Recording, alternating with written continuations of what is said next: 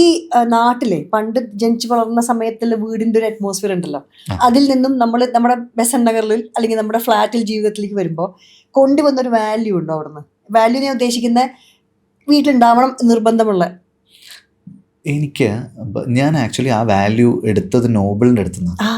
അതായത് ഞാൻ ഇപ്പം നമ്മൾ നാട്ടിൽ താമസിക്കുന്ന സമയത്ത് നമ്മുടെ 2 നിലയുള്ള വീടാണ്. അപ്പം മുകളിലോട്ടൊക്കെ പോയി കഴിഞ്ഞാൽ മുകളിലത്തെ ഒരു മുറിയിലാണെങ്കിൽ താഴെ നിന്ന് വിളിച്ചു കഴിഞ്ഞാൽ ഒന്നും കേൾക്കില്ല.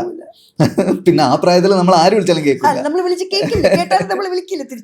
പക്ഷെ ഞാൻ കോളേജിൽ പഠിക്കുന്ന സമയത്ത് നോബിൾ ആ സമയത്ത് കടവന്ത്രയില് ഭദ്രാഞ്ജലി എന്ന് പറയുന്ന ഒരു വീടുണ്ട് അവന്, കൊച്ചു കടവന്ത്രയില്. അപ്പൊ അവിടെ വന്നു കഴിഞ്ഞാൽ അവൻ്റെ ഒരു ഹാളുണ്ട്. അവനും ഇതുപോലെ 2 നിലയുള്ള വീടാണ്. പക്ഷെ ആ ഹാളിന്ന് വിളിച്ചു കഴിഞ്ഞാൽ ഏത് റൂമിലേക്കും കേൾക്കും. അപ്പോൾ അന്ന് അവനിങ്ങനെ അവൻ്റെ ടെറസിൽ ഇരുന്നിട്ട് എന്നോട് പറഞ്ഞ കാര്യമുണ്ട്, അവിടെ വീട് എന്ന് പറഞ്ഞാൽ എനിക്ക് എപ്പോഴും ഇങ്ങനെ ആയിരിക്കണം. നമ്മൾ ആ ഹാളിൽ ഇരുന്നിട്ട് ആരെ വിളിച്ചു കഴിഞ്ഞാലും എല്ലാ റൂമിലേക്കും അത് കേൾക്കണം.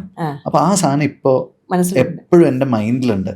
അതുകൊണ്ട് എനിക്ക് എന്താന്ന് വെച്ച് കഴിഞ്ഞാൽ വീട് വെക്കുകയാണെങ്കിൽ പോലും അതൊരു ചെറിയ വീടായിരിക്കണം. നമുക്ക് എല്ലാവരുമായിട്ടും കണക്ഷൻ വേണം. ഓരോരുത്തരും ഓരോ വലിയ വീടുകൾ കണ്ടിട്ടില്ലേ? അപ്പോൾ ഓരോരുത്തരും ഓരോ മൂലയിലായിരിക്കും. ഒരു റൂമിൽ ഒരാൾക്ക് എന്തെങ്കിലും സംഭവിച്ചു കഴിഞ്ഞാൽ എങ്ങനെ അറിയാൻ പറ്റും?